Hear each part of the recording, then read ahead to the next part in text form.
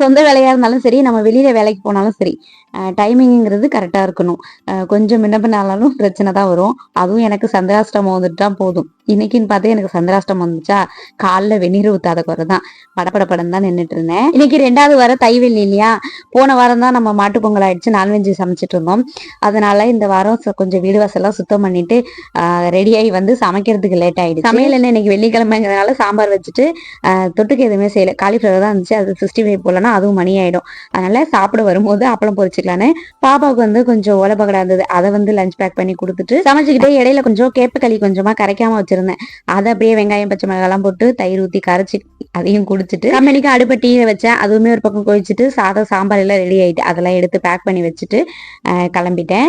இன்னைக்கு என்ன நம்ம வீட்டுல சாம்பார் வந்து கொஞ்சமா பூசணிக்காய் இருந்தது. அது சவுச்சவ் அவரைக்கெல்லாம் போட்டு சாம்பார் வச்சுட்டேன். இருக்கிற சாதம் சாம்பார் எல்லாத்தையுமே வேற ஒரு ஏனத்துல மாத்தி வச்சுட்டு பாத்திரம்லாம் விளக்க டைம் இல்லை, அப்படியே போட்டுட்டு இடையில வந்து விளக்கிக்கலான்னு எடுத்து வச்சுட்டு இன்னைக்கு வேற வெள்ளிக்கிழமையா, சரி ஈவினிங் வேற டைம் ஆயிடும்.